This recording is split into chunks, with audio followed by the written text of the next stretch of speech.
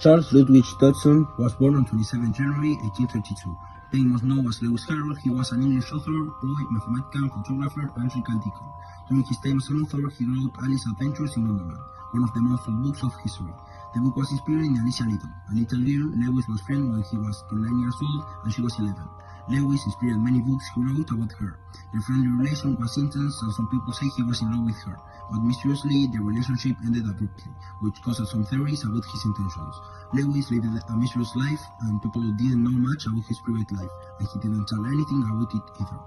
Now talking about Jack the Ripper and what he did, Jack the Ripper is the name given to a serial killer of the Whitechapel district in London during 1888. 5 deaths at least are attributed to him. They were all women and they were sexual workers. Each death was marked by throat cuts and post-death mutilations. Victims were attacked at night.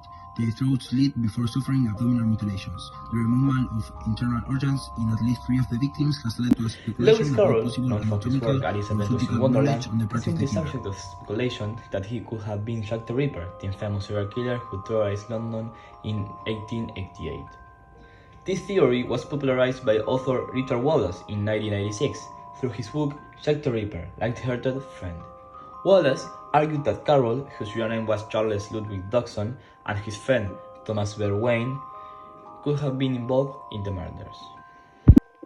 One of the pillars of Wallace's theory is the claim that Carroll left coded messages in his works.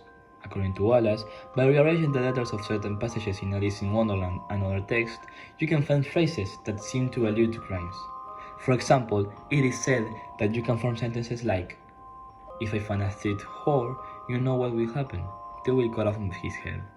Oh, we, Thomas Wayne, Charles Dodson, flirt with the naked and murdered body. These anagrams have come under fire, as many experts argue that any text can be manipulated to create hidden messages if you look hard enough.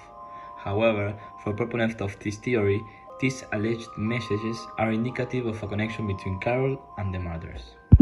It has been noted that after the murder of Mary Jane Kelly, the Ripper's last canonical victim, Carroll showed an unusual interest in the case. He is said to have made entries about the murders in his personal diary, which has led some to speculate about his possible involvement or direct knowledge of the crimes. His mysterious relationship with Alice also makes people think he was involved because of a possible abusive fetish with women. Despite the lack of concrete evidence, Wallace also attempted to establish circumstantial connections between Carroll and the crimes. However, one of the main weaknesses of his argument is that during the period in which most of the murders occurred, Carroll was on holiday in East Sussex.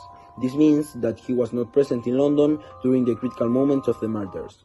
Critics have noted that the idea that Carroll could have been a murderer is highly unlikely.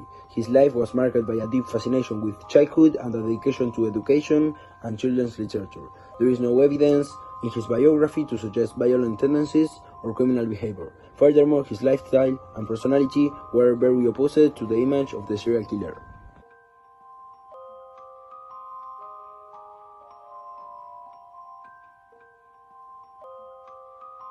In short, although the theory that Lewis Carroll was Jack the Ripper has captured the imagination of some, it lacks solid foundation. The combination of forced anagrams and circumstantial connections does not provide a credible basis for this claim. Most experts agree that Carroll was not the killer, and his legacy as an author remains far more relevant than unfounded speculation about his personal life.